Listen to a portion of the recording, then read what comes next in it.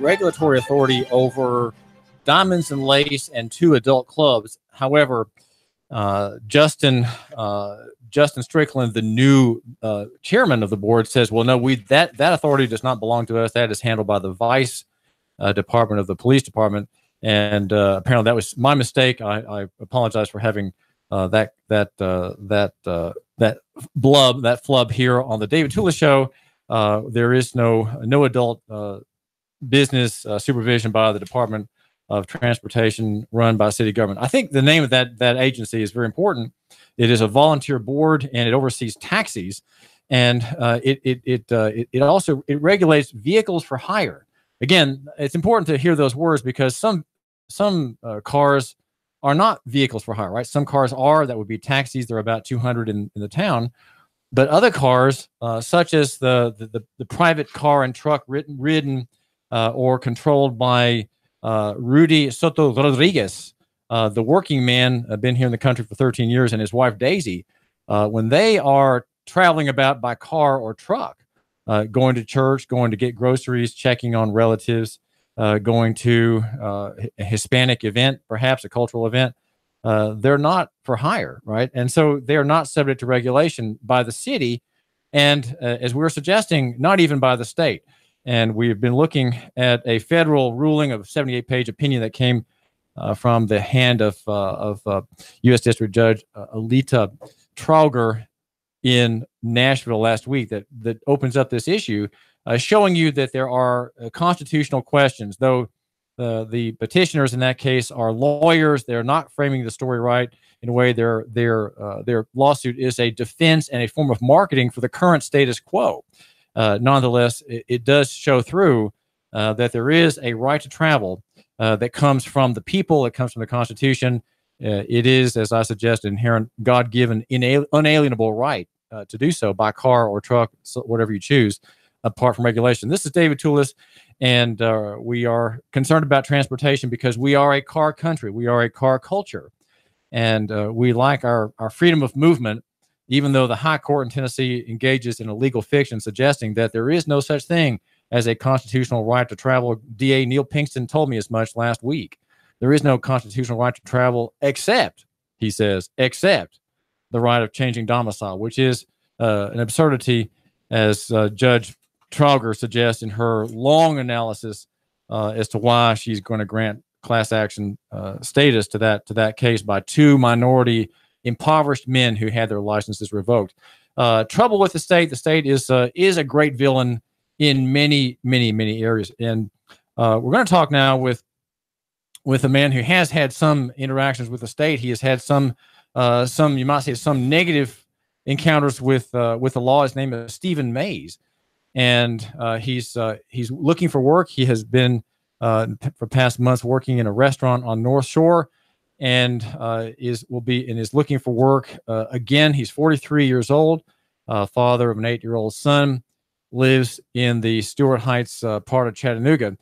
Stephen, you've been in the field as a waiter. And well, at that restaurant, the waiters are mixers of drinks. They're busters of tables. And that's correct. Say a little bit more about your most recent work history, since you are looking for work, and other things that you've been doing in your calling as man head of household. Okay. Well, for the past several years, normally what my fallback has been the restaurant industry, usually because it's easy to get a job there. You can start making money quickly. The schedule that you can get working at a restaurant can be kind of flexible. And I went into fleet management in hopes to get out of, doing the restaurant work. And I finished that up in a couple. Oh, okay. Sorry, guys. I'm trying to get used to this microphone and camera and stuff. It might take me just a minute, but I'll get there. The last 6 months, I've been working on the North Shore at a restaurant, and I was put in my notice Friday night and then was let go the next night. And I think the owner thought he was doing me a favor because I need to see my son on the weekends, and I've got to get a good sleeping schedule and all that kind of stuff. So say something about your son and how is he sort of you might say to blame, or how does he figure in your giving notice to your employer who is giving you gainful employment, Stephen? Well, he figures in about probably 75% of it. The other 25% being the necessity at my age just to get some normal sleep. I am diagnosed bipolar. I've been diagnosed several times with it, never taken it very seriously. And over the last year, maybe 15 months, I've started really looking at what care for that looks like, how it can improve my life. And so that was probably the other 25% of it, being that working nights is very detrimental to people with, my disorder. And where is your son and what is his circumstance? So right now he lives out in Marion County, and he's with his grandparents. He's doing great. They've done a really good job of kind of enforcing with him a schedule and getting him up on a certain time and getting to school, and got him in the Boy Scouts. And they were able to do a lot of things that I just couldn't. So I try to be supportive and visit, and keep peace with them and do everything I can. We're actually going camping in 2 weeks with the Boy Scouts, so I'm really looking forward to that. Now you have on your record something that you have to admit every time you apply for work, and that's a 1995 felony. So that's 23 years old. It is 23 years ago, mm-hmm. And when you were half the age. Now you were 20 at the time. You're now 43. And that has kept you back, but it hasn't kept you out of many things. You've done Stephen May's many things, and you're looking for work again now. What you mentioned fleet management, and talk a little bit about that and some of the other work you've done for people, Stephen. Okay, thank you. When I graduated UTC, I went back to school in my late 30s and chose UTC as the school I wanted to go to. And once I graduated, I didn't know. And I went right back to waiting tables, and I thought, this makes no sense. I just went to school. I just graduated. I have a degree now. Why am I doing the same thing that I was doing when I first got? What subject was your degree? So I had a major in English with the emphasis on creative writing, and then my minor was in political science. And when I got out, saw myself waiting tables, and I was newly married, and we started praying and really working on, we've got to do something different. We need more money coming in the house. I need a more set schedule, hopefully daytime hours. And that's when the fleet management just happened to come into play, because somebody contacted me that I used to work with at a local restaurant and said, man, I've got just the job for you. I just had to go through a temporary agency for 90 days. And then I got hired on by a local trucking company from there. And I was there for 2 years. And what did you do as manager in fleet management? Ooh, I think the better question is, what didn't I do? I handled everything from payroll issues to I took, if we had load problems, trucks couldn't get somewhere, let's say they were broke down, bad weather. We had about 160, there's a team of us. So there's me and an engineer, had about 160 people that we managed over the phone. And I did everything from handle their problems with their pay to sometimes explaining to their partner that they were breaking up with them. So there was a little bit of everything. So that was a full-time job with a local trucking business, Stephen. It was. And they told me it would be the hardest job I would ever have in my life. And they were not kidding. And well, why was it so hard? Because the sheer amount, just the sheer volume of things coming in, 400 emails a day. You've got constant messages coming in. You got driver's visits. The phone can ring up to 90 to 98 times. And that was my job to answer it and deal with everything else going around me. So you were one of, you said 160 managers. Is that? Oh, no. Me and my partner managed 160 drivers. Okay. So that's a lot. But that's a company that has many hundreds of drivers, right? Correct. Yeah. So you had a oversight of 160, two men, you and another man, and these drivers' problems came to you for resolution. Yes, I would consider myself the kind of the grunt. I was on the firing line of anything coming in. I was the first initial contact with the drivers, and so I got the blunt of most of the negativity. And those are drivers. Those are men and women who are working for hire, carrying mostly goods, right, in the trucking business, mostly inert products for clients from one point to another point. Exactly. So they're operators and drivers in commerce. Correct. Okay. Correct. They weren't like you, my listener, a traveler. So, no. Okay. So that was 2 years there in fleet management, and you've also had you mentioned management in the restaurant field. What kind of restaurants did you help oversee, Stephen May? Okay. Mays? There's can I mention things by name or? Sure. Yeah, sure. So Urban Stack, by the Monans here in town, was a place that gave me my first management shot, and I managed for them. Then they opened up Milk and Honey. I helped out with that. And that was by far probably the most significant time and significant management experience that I had. And it was a wonderful experience working for the Monans. And how long were you there? Probably about a total of 4.5 years altogether. So your last gig on North Shore in a restaurant was kind of a step down, perhaps, right? But you were just glad to have the work. I don't know if I would call it a step down, is maybe a step to the side, because no job is beneath me. No job. I don't ever look down on people's position in life or what they're doing. And I never see that as a step down. I respect work in of itself, and so I just look at it as a step to the side. As a waiter, Stephen, how do you connect with people who are in the restaurant? What is there some gift you think you have, or that you would claim to have, that would perhaps be proven by tips, that you had good tips or not? Yeah, it's kind of when you're waiting tables, it's kind of a mutual exchange at times, and you have to feel people out. You have to be able to read them.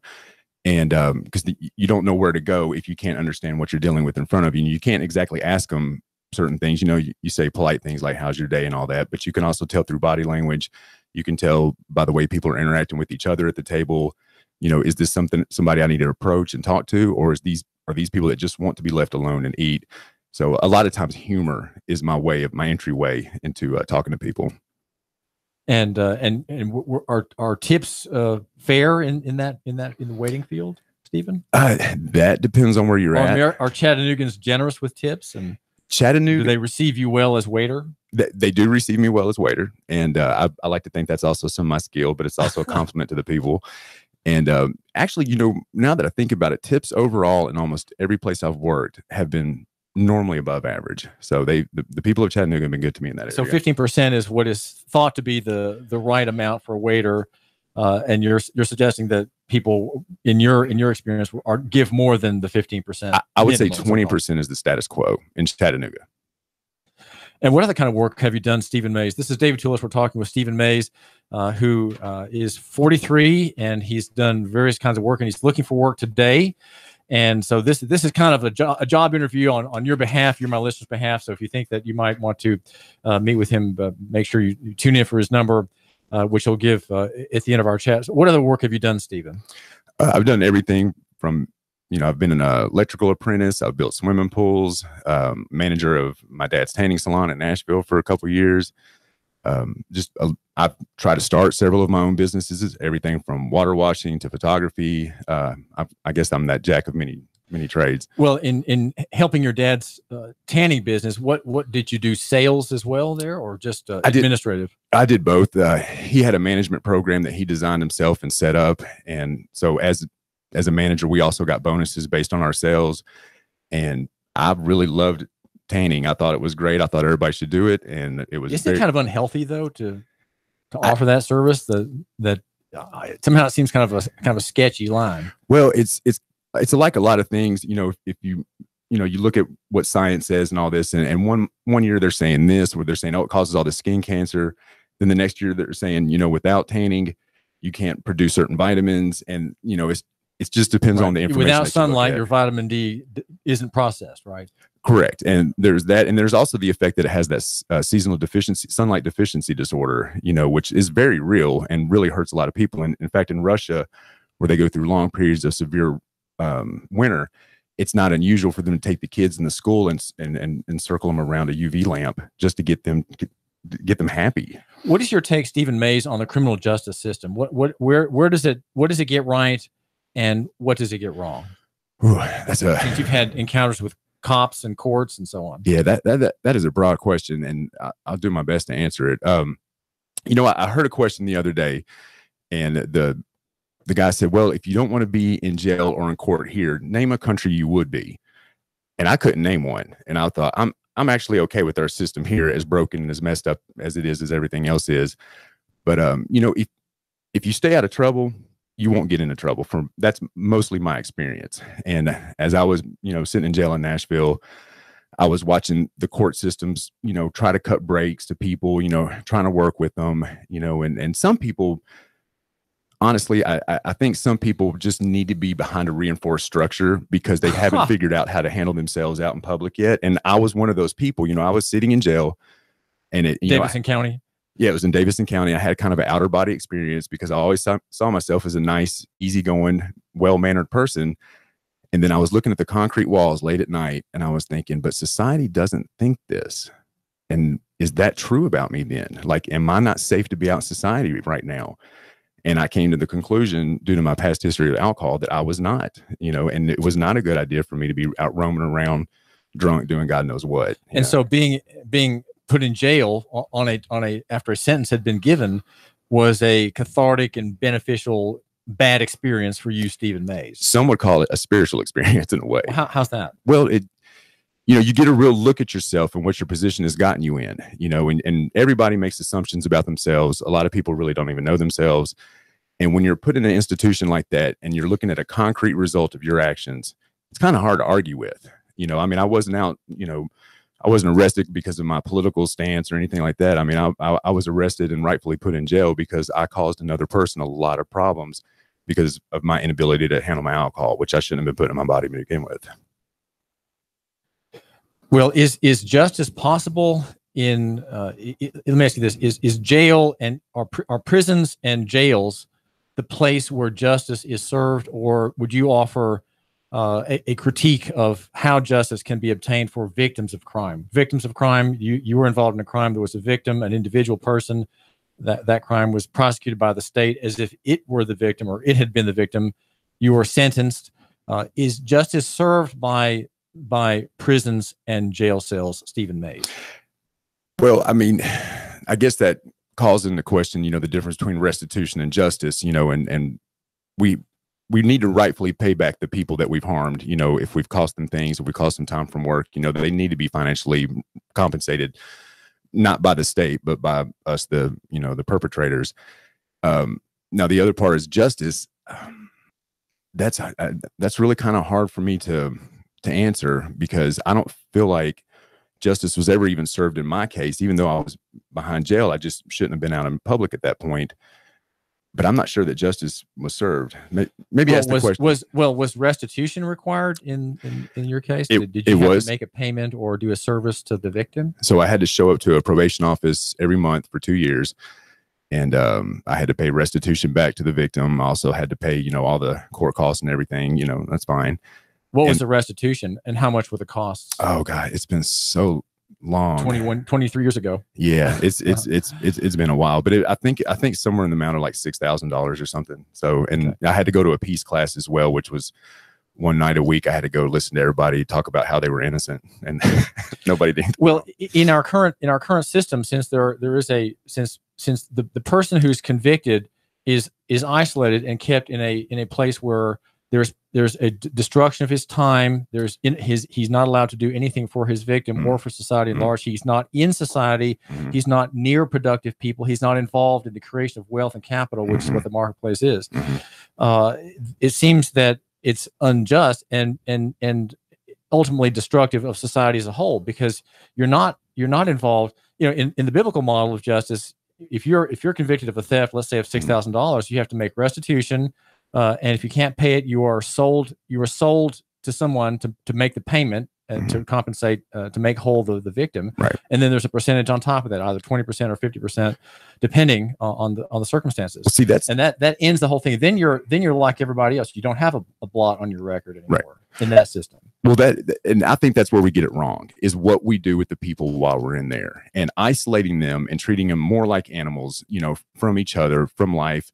That's not working, because what happens is we get in there, we associate with each other, we learn new tricks of the game. The game being what? Just crime. Yeah. I mean, you get in there and you find out stuff you didn't know, and then you go back out and you're like, well, let me see if that works for me. Let me try that out, and that's, in fact, I was watching the movie the other night, and they were showing some virtual reality stuff in the goggles. And I looked at my friend and I was like, wouldn't it be a great idea that if we took these guys in maximum security and gave them a virtual reality game to where they can't physically interact with people, but their objective in the games is to do nice things like pet an animal or, walk a granny across the street, just get them, even if it's virtual. Sometimes the brain doesn't know the difference, but get them interacting with life again. And I thought it seemed like a good idea. So that, I think we get it wrong in how they're handled while they're there. The privatization of the prisons and stuff is not helpful.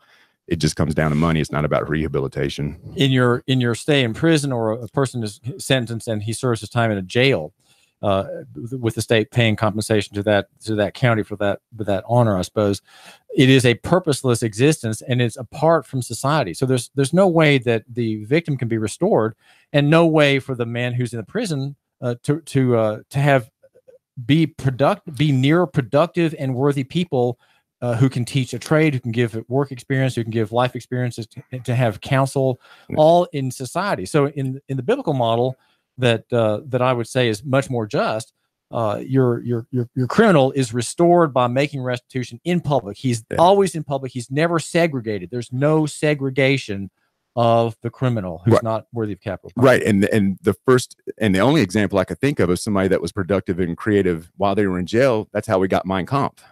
I mean, somebody like Adolf Hitler sat in jail, and that was the only example you can get of creativity coming out of jail. It's not a good thing. He was a good painter too, and he did that in his free time.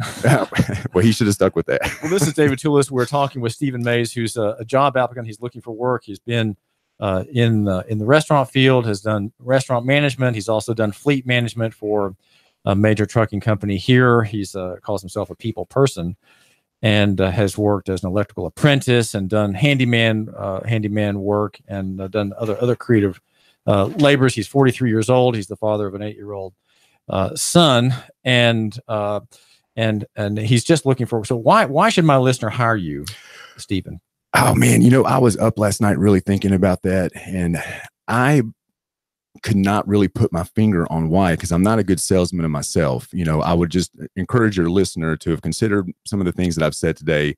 Think about if they would like to have me in the workplace working beside them. And also too, I have to say, and I'll sum this up. I know we're running out of time. We got about a minute left. My story is not my story. My story is Chattanooga's story, and I wouldn't want to encourage a lot of people to be proud of this city, because I got dropped off in the city 16 years ago with 2 duffel bags and $23 to my name. And so many people stepped out of the box of just turning me over to a state agency or something, a federal agency, to get help. And they were creative and spontaneous in their help with me, especially in the North Shore area, starting with the bookstore that used to be there called Novel Idea. And people just started reaching out to me, and next thing you know, I've got a college education, I've got a son, I've got a place I've lived in for 7 years, and, invite me into your workplace, because I have a lot of Chattanooga inside of me that has really helped out. This is David Toulis and Stephen Mays. Thank you for joining us. Absolutely. Thank you. This is David Toulis. And how can my listener call you? My phone number is 423-710-0574. Do it again. 423-710-0574. We argue here for loving our neighbors and buying local, and we could say perhaps hiring local as well. Near is better than far, small than big, and simple than complex. In the David Toulis analysis, this is David Toulis, the blogger with the biggest pen. That, of course, is Nuganomics, and also our sponsor, yournews.com. Yournews.com is our host.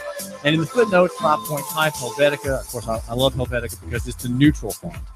The neutral font without the blades on the letters. Personal is better than corporate, and physical than abstract. Like us on Facebook Live, also on YouTube. And we are arguing for local economy in the free market and constitutional government restrained by the law. The law. David Toulis. Chattanooga Morning News with Russ and Val. Weekdays from 6 to 9.